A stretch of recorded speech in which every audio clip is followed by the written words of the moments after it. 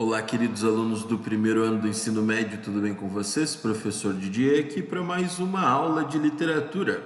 Hoje vamos fazer a nossa revisão de literatura para a prova trimestral. Então, turma, o conteúdo da prova trimestral você já sabe que é poesia romântica. Só isso, poesia romântica. Primeira, segunda e terceira geração. Tá? É isso que vai cair na prova. Então, só para a gente revisar a questão conceitual.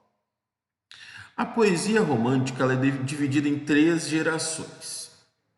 Essas 3 gerações têm características próprias e características comuns. A característica comum seria a idealização, né? O romantismo todo é idealizado, é romântico, é dramático. Todo romantismo é assim, né? Mas a primeira geração é diferente da segunda, que é diferente da terceira em alguns aspectos. A primeira geração é nacionalista e indianista. Por que isso ocorre? Porque o Brasil se torna independente em 1822. Ele deixa de ser uma colônia portuguesa e se estabelece como país. Independência ou morte, lembram disso? É criado então o Império, né? O Brasil precisava de uma identidade. Precisava que os brasileiros se reconhecessem. Por isso que a primeira geração do romantismo, que ocorreu 1820 e poucos, 30 e poucos, é nacionalista. Porque eles tentaram colocar dentro das obras essa identidade brasileira. E eles escolheram que personagem para isso? O indígena brasileiro. Então nós vamos ter poemas exaltando tanto o indígena como Yuca Pirama, um poema do Gonçalves Dias, quanto a natureza brasileira. As maravilhas que tínhamos aqui, temos aqui, né? Gonçalves Dias vai fazer muito isso. Já na segunda geração, nós temos a característica do subjetivismo. Né? Do que importa é o que eu sinto para o poema, para o conto, enfim. O que eu estou sentindo, os meus sentimentos são importantes. E a maioria desses sentimentos, nessa segunda geração romântica, são sentimentos melancólicos, depressivos, pessimistas, que lembram a morte, a devassidão, a loucura. Aquele amor inacreditável, aquela mulher intocável, né? Aquela mulher que é uma ideia de mulher, não é uma mulher de carne e osso, é um anjo de ternura e beleza pura, virginal, né? E o Álvares de Azevedo vai ser o principal representante dessa geração romântica. Nós vamos ler hoje, daqui a pouquinho, para resolvermos questões, um poema do Gonçalves Dias e um poema do Álvares de Azevedo. Na terceira geração romântica, nós temos a poesia social abolicionista. Tá? A preocupação com o povo. Castro Alves trouxe isso. Denunciou em seu poema Navio Negreiro os horrores que os escravos passavam lá. O Brasil foi o último país a abolir a escravidão, vocês bem sabem. Então nós temos um panorama romântico de poesia, né? Que é tratado por esse esquema que nós vemos aqui na tela. É o resumo do resumo do resumo e é isso, e daí saem questões da prova, tá? Desse resumo do resumo do resumo que eu estou apontando aqui, tem questõezinhas da prova aqui, para você reconhecer primeira, segunda e terceira geração romântica. Beleza? Agora nós vamos resolver algumas questões, pessoal, tá? Vamos ver duas questõezinhas aqui, ó. Para a primeira questão, eu preciso ler dois textos. A Canção do Exílio, de Gonçalves Dias, tá? E uma paródia da Canção do Exílio, que é o Canto de Regresso à Pátria, de Oswald de Andrade. Nesse poema Canção do Exílio, que é um poema maravilhoso e que mostra muito bem o sentimento dele pela nossa terra, né? E vocês vão ver a exaltação da natureza. Um trechinho do poema, então. Minha terra tem palmeiras onde canta o sabiá. As aves que aqui gorjeiam não gorjeiam como lá. Nosso céu tem mais estrelas, nossas várzeas têm mais flores. Nossos bosques têm mais vida, nossa vida mais amores. Minha terra tem primores que tais não encontro eu cá. Em cismar sozinho à noite, mais prazer eu encontro lá. Minha terra tem palmeiras onde canta o sabiá. Não permita, Deus, que eu morra sem que eu volte para lá, sem que desfrute os primores que não encontro por cá, sem que ainda aviste as palmeiras onde canta o sabiá. Exaltação da natureza total. Ele vê na mente dele e sente saudade, né, da terra dele. Por que Canção do Exílio? Porque nesse momento em que ele escreve o poema, ele está em Portugal, né? Então ele mentaliza essa imagem de Brasil. O segundo poema, para resolvermos a questão Enem, é Canto de Regresso à Pátria, de Oswald de Andrade. São cerca de 100 anos que separam um poema do outro, tá? E esse segundo poema é uma paródia do primeiro. E paródias, a gente já bem sabe, dentro do cânone, ou seja, dentro da literatura, dentro daquilo que a gente sabe de gênero literário, a paródia por si só é um gênero crítico. Ela é utilizada para criticar alguma coisa, certo? Então, Canto de Regresso à Pátria. Minha terra tem palmares, onde gorjeia o mar. Ó, é uma brincadeira, né? A gente sabe que quem gorjeia é o passarinho, é o barulho, né, do passarinho. Gorjeia o mar. Os passarinhos daqui não cantam como os de lá.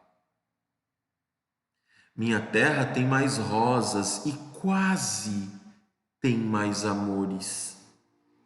Minha terra tem mais ouro, minha terra tem mais terra. Ouro, terra, amor e rosas. Eu quero tudo de lá. Não permita, Deus, que eu morra sem que eu volte para lá. Não permita, Deus, que eu morra sem que eu volte para São Paulo. Sem que eu veja a Rua 15 e o progresso de São Paulo. Aqui a gente tem uma paródia, né, relacionada à cidade de São Paulo. O Oswald de Andrade é um modernista, né, e os modernistas tinham essa peculiaridade de fazer paródias, poemas piadas, enfim, críticas. Criticar o modo clássico da literatura. E para eles, o modo romântico, né, o romantismo, já era uma literatura ultrapassada. O modernista queria mudar tudo, queria transformar tudo. Queria, inclusive, transformar o Brasil. E quando ele fala dessa paisagem de São Paulo, que está iniciando o seu progresso ali na década de 20, né? Tá começando a ser a grande metrópole que é hoje, a gente tem essa crítica ao Brasil, porque ele diz assim, ó: minha terra tem mais rosas e quase tem mais amores. É uma crítica à cidade de São Paulo, esse poema. Sabendo disso, vamos lá. Os textos 1 e 2, escritos em contextos históricos e culturais diversos, enfocam o mesmo motivo poético, a paisagem brasileira, entrevista à distância, ou seja, entrevista é imaginada, vista à distância. Analisando-os, conclui-se que, letra A, o ufanismo, a atitude de quem se orgulha excessivamente do país em que nasceu, é o tom que se revestem os dois textos. O primeiro, sim, a beleza da terra, mas o segundo é uma crítica, então não é a letra A. B, a exaltação da natureza é a principal característica do texto 2. Texto 2 é a crítica, não. C, o texto 2 aborda o tema da nação como o texto 1. Sim, como o texto 1. A nação, como está no texto 1. Mas sem perder a visão crítica da realidade brasileira. Letra C. Né? Essa questão que a gente está fazendo, letra C. Ele não perde a visão crítica da realidade brasileira. Está exaltando a nação, mas com criticidade. Vamos ver porque não é a D e por que não é a I. A D. O texto 1, em posição ao texto 2, revela distanciamento geográfico entre o poeta em relação à pátria. Os dois têm o distanciamento. Não é o texto 1 em oposição ao texto 2. Os dois têm o distanciamento do poeta. Que eles estão em outro lugar. Porque o texto 2 se chama O Regresso à Pátria. Então ele está voltando. E ambos os textos apresentam ironicamente a paisagem brasileira. O segundo texto até pode ser irônico, mas o primeiro não é. O primeiro é a exaltação da beleza natural do nosso país. Então, letra C. Ok? Letra C é a correta. Outra questão que eu vou resolver com vocês é essa daqui. Sobre o poema do Álvares de Azevedo, que diz: já da morte o pavor me cobre o rosto. Nos lábios meus o alento desfalece. Surda agonia o coração fenece e devora meu ser mortal desgosto. Né? Já da morte o pavor me cobre o rosto é o aspecto, né, pálido da morte, né? Nos lábios meus o alento desfalece. Nos lábios meus a tranquilidade morre. Surda a agonia o coração fenece, o coração se fere e devora meu ser mortal desgosto. Ele está desgostoso de viver, está triste. Do leito embalde, no macio encosto, tenta o sono reter. Ele está deitado e ele tenta dormir.